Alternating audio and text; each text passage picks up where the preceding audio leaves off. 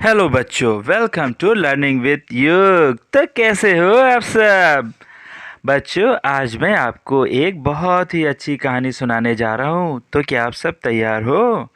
चलो शुरू करते हैं। बहुत समय पहले की बात है। एक दूर जंगल में घना पेड़ था। वहाँ में बहुत सारे कबूतर रहते थे। पता है बच्चों? फिर एक दिन एक शिकारी वहाँ से गुजरा। उसने देखा कि पेड़ पर बहुत सारे कबूतर बैठे हुए हैं। यह देखकर शिकारी के मन में लालच आया।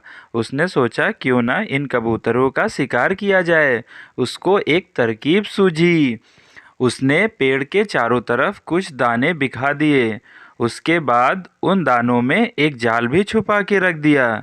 जब कबूतरों ने देखा कि अरे नीचे तो बहुत सारे दाने पड़े हुए हैं, तो उनके मन में लालच आया।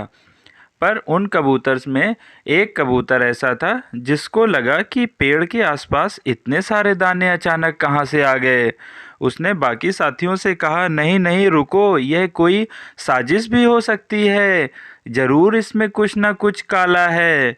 तो पर बाकी कबूतरों ने उसकी बात नहीं मानी और वो नीचे जाकर जाल में बैठ बैठ गए और दाना खाने लगे।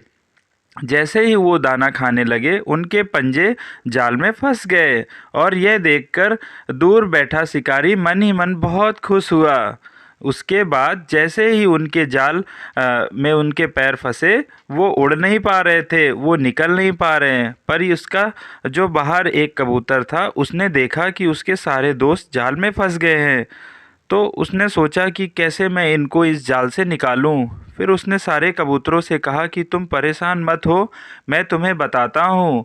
तुम सब एक साथ प्रयास करके इस जाल को लेकर उड़ चलो, और जिधर मैं चल रहा हूँ मेरे पीछे पीछे जाल को लेकर चलते रहो।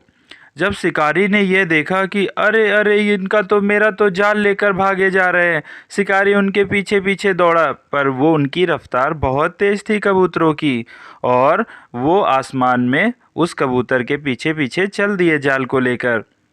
फिर वो जाकर एक दूर जंगल में कोने पे, जहाँ उनका दोस्त पिंकू नामक चूहा रहता था, उसके पास जाल को ले गए।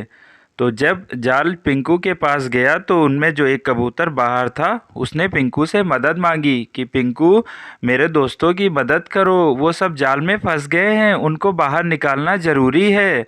तब पिंकू ने अपने तेज नुकीले दांतों से जाल को धीरे धीरे कुतर दिया, और इस तरह से सभी पंछी जाल से आज़ाद हो गए। तो बताओ बच्चों, इस कहानी से हमें क्या शिक्षा मिलती है? दिमाग लगाओ लगाओ बच्चों। नहीं समझ में आया? चलो मैं ही बता देता हूँ। इस कहानी से हमें ये शिक्षा मिलती है बच्चों कि हमें किसी भी मुसीबत में घबराना नहीं चाहिए, और एक साथ सामूहिक प्रयास से मुसीबत से बाहर आ जाना चाहिए।